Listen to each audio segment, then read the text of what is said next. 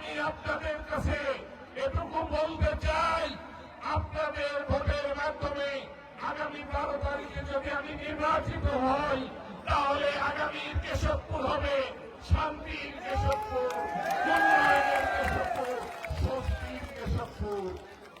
প্রিয় ভাই ও বোনেরা, আমি বিশেষ করে সনাতন ধর্মের ভাই ও বোনদের উদ্দেশ্যে বলতে চাই, আপনারা অনেক সময় অনেক কিছুতে ভীত হন, আপনারা ভীত হবেন না।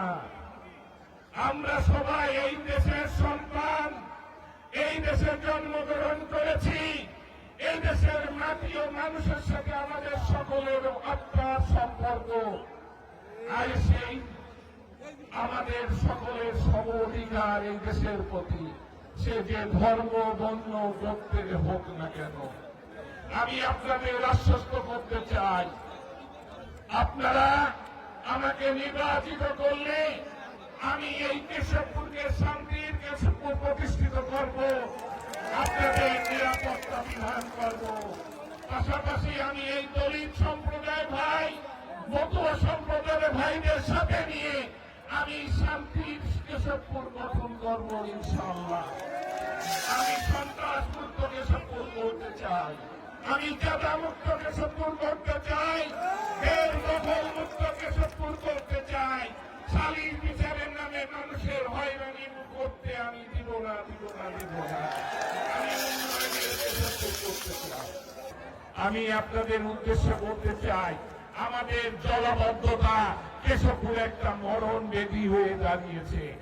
এই জলাবদ্ধতার কাছে আমাদের কেশবপুরকে আগামী দিন আমি জলাবদ্ধতা মুক্ত একটি কেশবপুর উপহার দিতে চাই।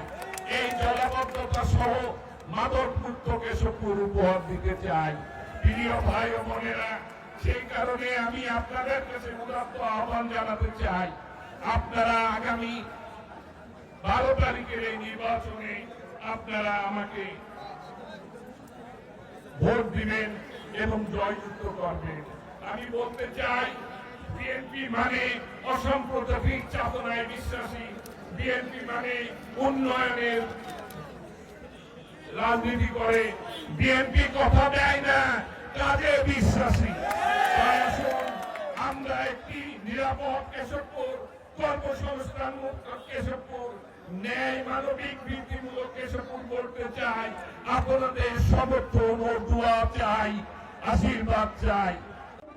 দেশনেত্রী বেগম খালেদা জিয়ার মার্কা এই ধানের শীষ, আগামী অবিসম্ভাবী প্রধানমন্ত্রী আমাদের প্রিয় নেতা তারেক রহমানের মার্কা এই ধানের শীষ, আপনাদের আমাদের কেশবপুরের গণমানুষের নেতা আবুল হোসেন আজাদের মার্কা। এই কেশবপুরের মানুষের উন্নয়নের জন্য আবুল হোসেন আজাদ ধানের শীষ প্রতীকে যোগ্য প্রার্থী, এর জন্যই বাংলাদেশ জাতীয়তাবাদী দল আবুল হোসেন আজাদের মতোই ধানের শীষ প্রতীক তুলে দিয়েছে। আমি আপনাদের কাছে অনুরোধ করব, আগামী 12ই ফেব্রুয়ারি আপনারা সকলে ফজরের নামাজের পরেই আপনারা ভোট কেন্দ্রে যাবেন এবং ধানের শীষের প্রতীকে ভোট দিয়ে ধানের শীষ প্রতীককে বিজয় করবেন ইনশাআল্লাহ।